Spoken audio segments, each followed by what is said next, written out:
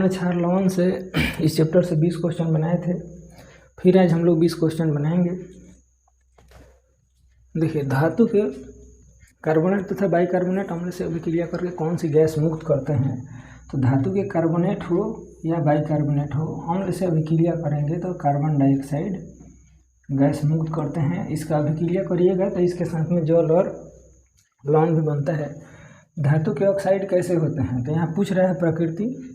तो हम लोग एक जाने थे इसके पिछले क्लास में कि अधातु है तो अधातु के ऑक्साइड कैसे होंगे, अ से धातु और अ से अम्लीय, तो बच गया धातु और यहाँ बच गया भास्मिक। धातु के ऑक्साइड कैसे होंगे,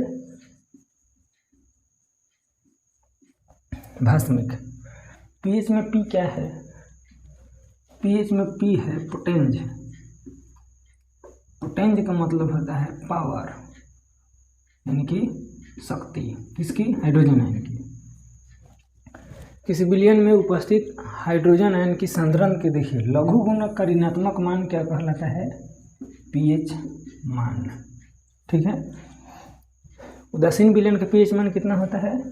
देखिए ऑप्शन में देता है कि 7 या 7 के बराबर, तो आप देख लीजिए 7 रहे तो 7 या 7 के बराबर रहे तो भी। दुर्बल अम्ल तथा प्रबल भस्म से बने लवणों का पीएच मान कितना होता है। तो देखिए, जो चीज़ प्रबल होगा उसकी प्रकृति जो होगी विलयन का पीएच मान भी उसी पर होगा। देखिए यहाँ दुर्बल अम्ल है, प्रबल भस्म है। प्रबल का मतलब स्ट्रॉन्ग बेस है, स्ट्रॉन्ग बेस है तो भस्म की प्रकृति, बेस की, अल्कलाइन की प्रकृति क्या होती है कि इसका पीएच मान कितना होगा, 7 से अधिक। तो यहाँ इससे बने लवणों का पीएच मान भी क्या होगा, 7 से अधिक। यही अगर प्रबल अम्ल रहता है और दुर्बल भस्म रहता है तो फिर अम्ल की प्रकृति कैसे होती है, जैसे पीएच मान में 7 से कम। NaSO3 का व्यापारिक नाम क्या है, तो इसको बोलते हैं हम लोग खाने का सोडा। Na2CO3 का जलीय विलयन कैसा होता है, तो यहाँ प्रकृति पूछ रहा है। जलीय विलयन कैसा होगा, क्षारीय होता है। क्या एंटासिड अम्लीय होते हैं, जब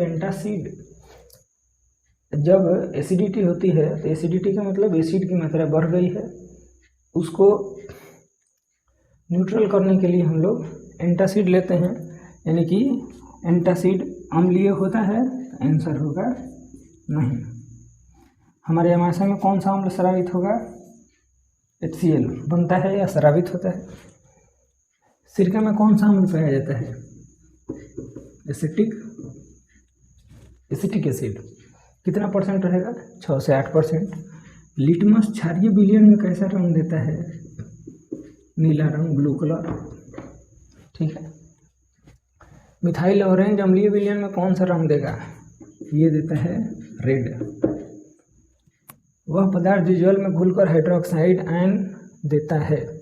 देखिए अरहेनियस ने अम्ल और भस्म की परिभाषा क्या दिया था कि वे पदार्थ जो जल में घुलकर हाइड्रोजन आयन प्रदान करते हैं उसे अम्ल, और जो हाइड्रोक्साइड आयन प्रदान करते हैं उसे भस्म। तो वह पदार्थ क्या कहलाता है, भस्म कहलाएगा। ठीक है।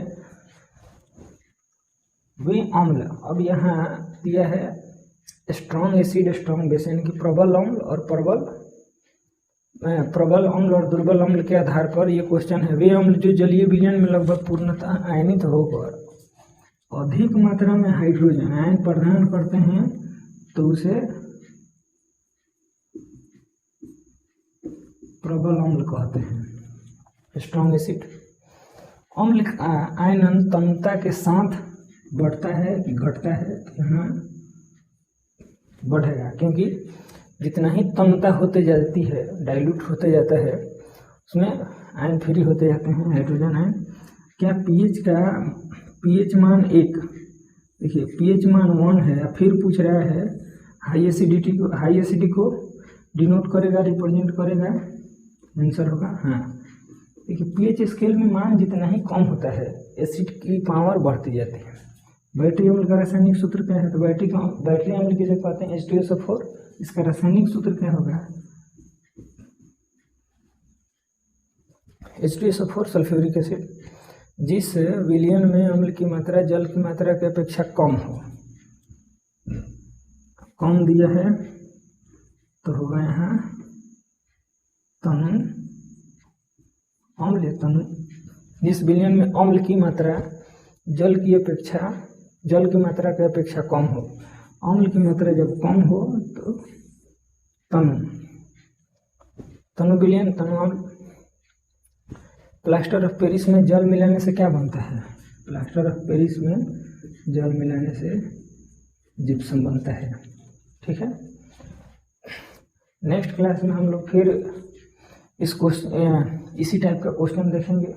इस चैप्टर से जितना क्वेश्चन होगा फिर हम लोग बनाएंगे। तब तक चैप्टर पढ़ते रहिए, कमांड कीजिए उस चैप्टर पे कमांड नहीं होगा तो इस तरह का क्वेश्चन नहीं बनता है, क्योंकि इसमें ऑप्शन है नहीं, इसमें आंसर देना रहता है करेक्ट परफेक्ट, तो आपको परफेक्ट चैप्टर पे कमांड करना होगा। ठीक है, इसको याद कीजिए।